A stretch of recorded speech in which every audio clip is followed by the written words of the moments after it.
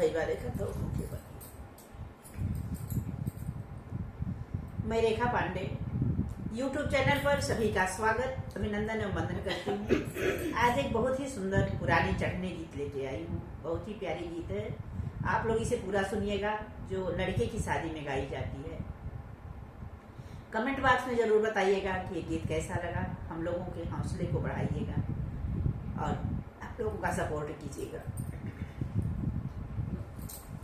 सोने के घर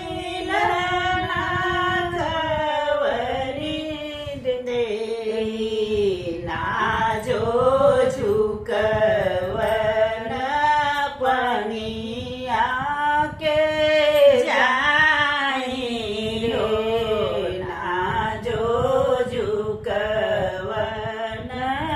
पनिया के जाई हो। घोड़वा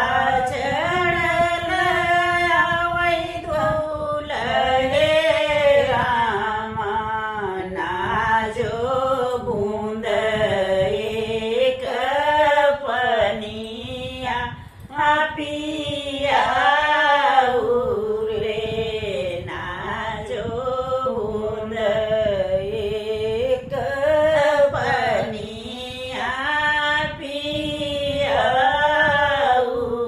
रे, कैसे पनिया पिया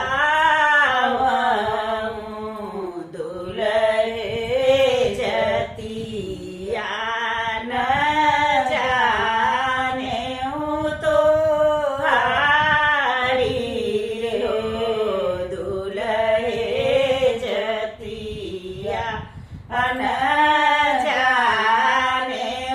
तो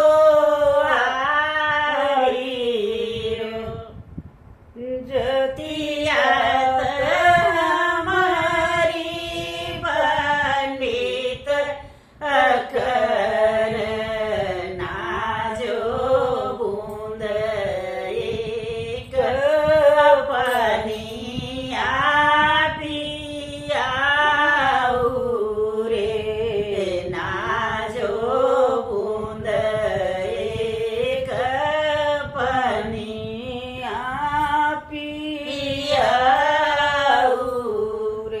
जाऊ तो हरी जतिया पंडित कर झूले पोथिया आके पाची सुनाऊ रे, दुल्हे पोथिया के